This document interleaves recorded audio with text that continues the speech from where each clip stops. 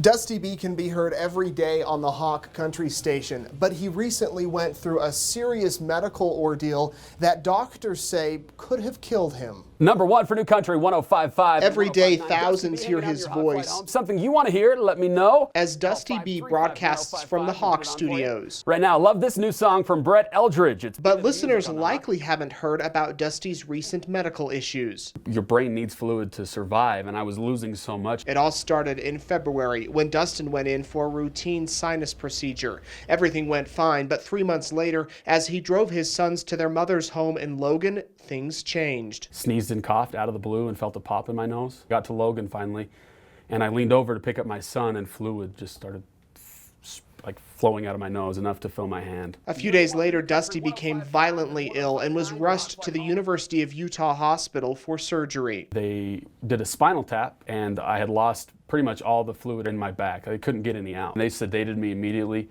and that was the scariest.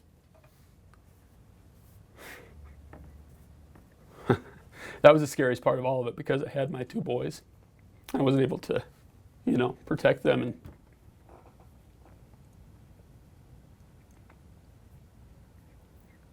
it was really scary. The operation failed. So did 3 others. Dusty's doctors tell me they then decided to perform a unique 8.5-hour procedure. They were going to cut me from ear to ear and pull everything down, but they developed a new thing. They've never done it before, where they cut a hole through my septum and then cut the healthy tissue out of this sinus and kind of transplanted it over. That was 3 weeks ago, and doctors are still monitoring Dusty's condition. He tries to remain positive and says he's been inspired by 9-year-old Tate Anderson, the Rigby boy who endured health issues waiting for a heart transplant. I had the opportunity to meet Tate. Back then, it didn't look good for Tate, but he still was happy, he still was positive, and so was his mom. Dusty says this ordeal has taught him a lot, and while there may be more hard times ahead, he's thankful for what he's learned, messages from listeners, and his job at 105.5 The Hawk. I get to come in here and see all these positive people and give things away and touch people's lives. It really takes my